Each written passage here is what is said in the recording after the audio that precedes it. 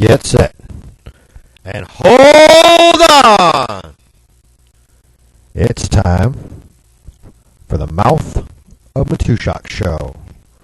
And it's going to be one hell of a ride, folks. For here, today, this Tuesday, last day of the month of September, September 30th, 2014! Yeah. Heading into the last quarter of the year. As the third quarter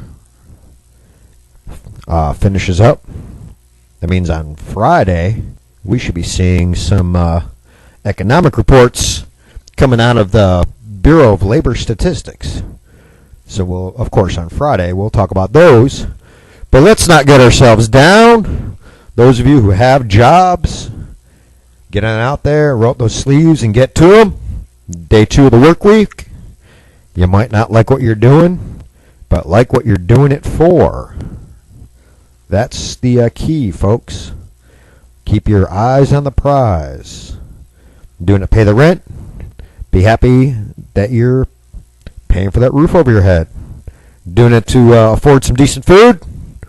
Be thankful for the food you're able to provide. Doing it for an extra little bit of scratch so you can go to Schlitterbahn if you're down here in Texas where it's still kind of warm in the 90s during the day.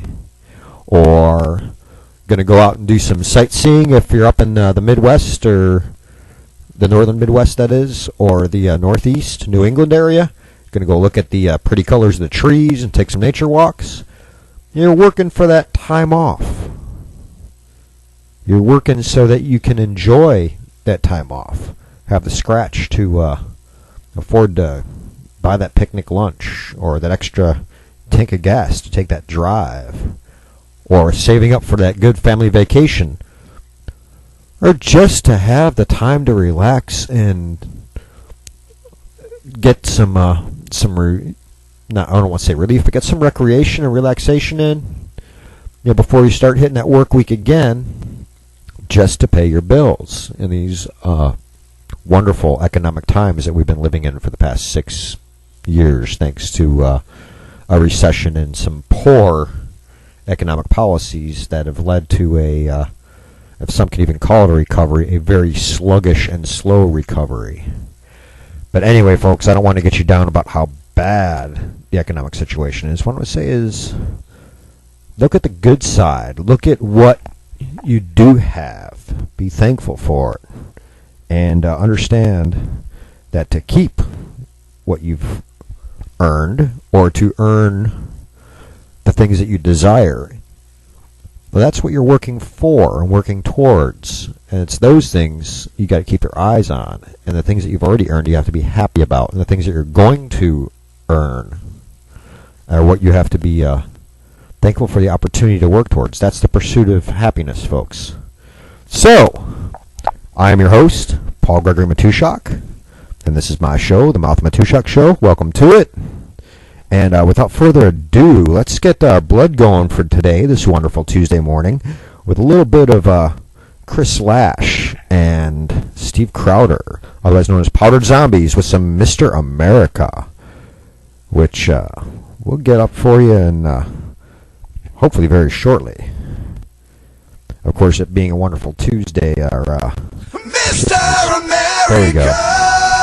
Look what you've done. Yeah, looking at the country is not what I intended. Gotta start to make a change before the never-ending story of a failed nation runs straight out of luck. Like $1 million Tyler Perry movies, you suck. All you little have life, you're still selfish and want more, voting in your self-interest now instead of the core principles that made this country both honest and true. Free to speak, worship, pursuit of your happiness too. With all the money you fly, you're gonna be needing a big freeze. Hate the size of the Fed like Jesus hated the fig tree. As the spending goes up, you gotta borrow some more.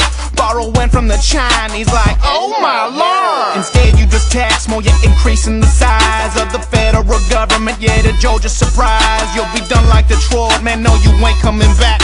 Forget it, I'm out, I'm muzzle loading. Mr. America, look what you've done. You trade your liberty and sovereignty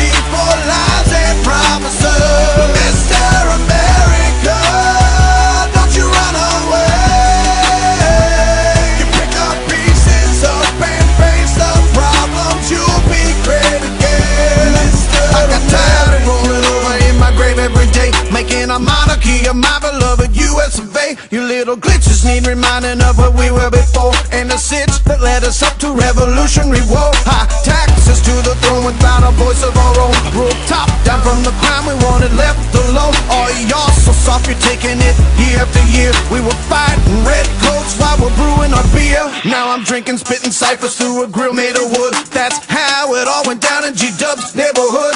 Packing cap and balls like powder hammers with cock, lock, click, clack. The loss of backs like the attack. The chicken littles who don't know me, listen, don't let it twist. We kick the A's of the B's for much less than this. So don't deny the historical climbing out of the mud. Follow me, believe this creed, plant the seeds and be free. America, look what you've done. You trade your liberty and sovereignty for lies and promises.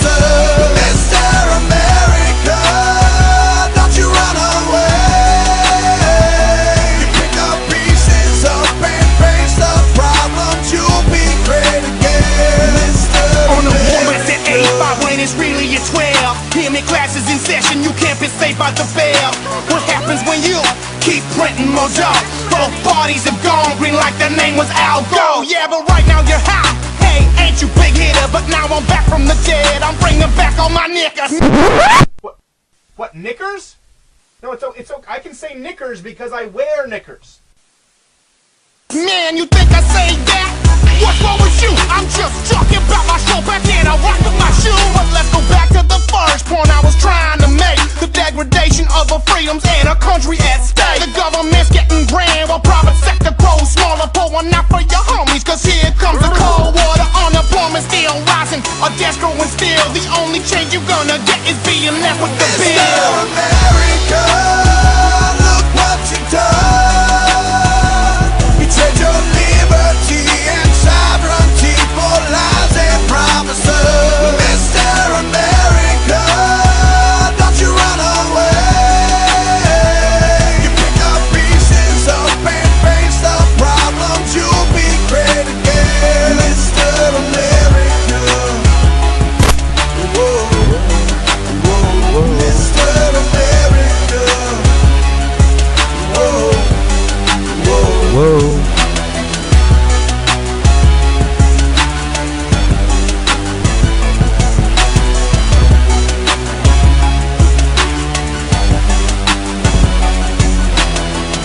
There you go, folks. Get that blood moving. A little bit of Mr. America by Powdered Zombies, reminding you what we're fighting for. We're fighting to return to. You know, kind of, that song kind of shows some of the mistakes have been made as people lost sight of what the overall mission was, the overall plan, the overall design for the United States, and why we are kind of unique among the nations in the world, and how our beliefs have actually started kind of a revolution, a worldwide one, something that's led to changes in the way the UK ran their government, the way France eventually turned theirs after the Napoleon era,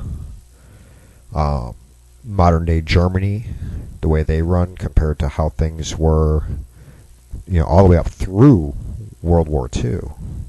So we've kind of incited some changes, but we still have always remained a little bit out front by saying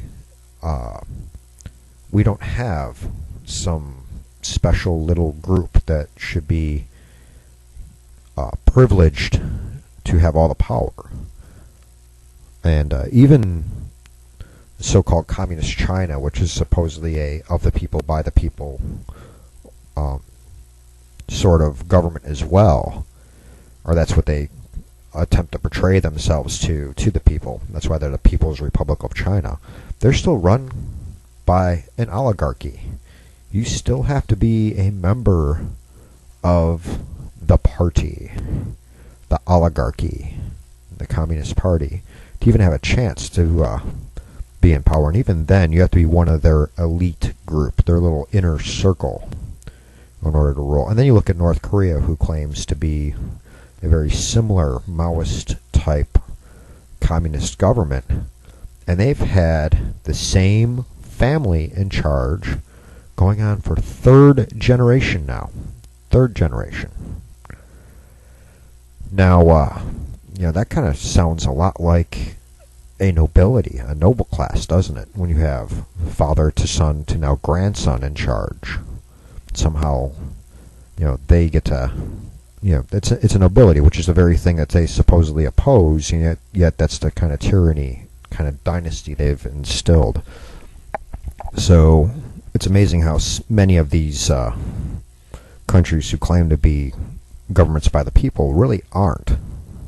They're governments by the select oligarchy, just a transition of tyrannical regime from one to another. Whereas us, when we do a regime change, it's the people at the ballot box, and it happens every 4 to 8 years. And then when you talk about our legislature, who creates our laws, it happens every 2 years. And sometimes it gets an overall change, sometimes it's just onesies, twosies. And we're going to be engaged in that. And those choices come November 4th, folks. So we have a lot of election going on. So, of course, that means that we've got election news to kind of talk about today, of course. Kind of get you geared up as we end up in the, as tomorrow starts, the last full month of campaigning and information gathering and decision making between the candidates that are left after the primaries. Now, many people have already made up their mind. Some people are just going to vote for whatever candidate based on what party they belong to without really knowing what they stand for. And then other people are going to sit back and still go through issue by issue and prioritize and look at voting records and look at the character of the people, etc., and make their final decisions. I myself, I've been tracking a lot of this stuff back since before the primaries came up, and I've, for the most part, made most of my decisions already. But most of these people I got to get a good look at early on when they were first looking at the races. And I'll flat out say it, some of the candidates I hoped would be running for election on November 4th didn't make it through the primary process. But by and large, at least in my local area, I have to say that those that are left are not, at least from the ones that side with me ideologically or are more aligned with me, the ones from the party I tend to vote with, or parties, because there's two of them I tend to go with. Those that are left are not so bad. I'm not going to be holding my nose regarding any of them. Just that my favorite may not have made it. Because a lot of them is my second choice that made it, and it was a close call for me going into the primaries. So that's just kind of my story, folks. But and people are sitting there scratching their heads. So what do you mean parties? I am rather conservative. I do, in some issues, have a more libertarian-leaning ideals. So I am a former member of the Libertarian Party, former card-carrying member, and annual donor to that party. But I no longer am. And I am, although I will flat out say it, I am registered as a Republican in Texas, so I can vote in the Republican primaries, because the Libertarian Party doesn't make every ballot here, whereas the GOP makes most. Now, my congressional district, U.S. congressional district, doesn't have a GOP candidate. So, who do you think I'm going to vote for? Probably the Libertarian, right? Maybe. There's a few things about him that I really don't like. And I'm almost tempted to vote for the Democratic Party candidate, who happens to be the incumbent. But jury's still out. So I am kind of still making my decisions on there. But it's not from lack of information. But a lot of folks just haven't really dug in and had the ability to look at things, or had the time. So now is the time where they're going to have to kind of do their cramming session. So now starts the last month cramming session. Of course, with that means all kinds of debates and everything. But we'll get to more of that in a few minutes. So stay tuned, folks. In the meantime, if you want to call in and talk about these things, and we're also going to be not just talking about who to decide for and the way things are going, and kind of a little bit of analysis there. We're talking mostly news here, folks. So we're going to be discussing that. And of course with the news, because an election cycle is coming up, we're also going to be talking voter fraud. So if you have something you want to discuss on that, pro, con, voter ID laws, what we can do to tighten things up to make our elections more fair and impartially run, go ahead and give a call in. The phone number here is 520-226-8567. Or if you are a Skype type person, Skype actually will come over a little bit better on the air than calling in, though not much, slightly better. But you can Skype in, just no video, please. You can Skype into the show, and the Skype handle is, this goes back from my old goth days when I used to be a gothic DJ, gothic, subculture type, dress in black with frilly, fluffy clothes, and listen to some dark rock music, not so much the heavy metal stuff. I listen to stuff that was a little bit more, as people like to call it, swirly. But my handle on Skype goes back to those days, back in the 90s, and the handle is Grendelwise, GrendelWyze.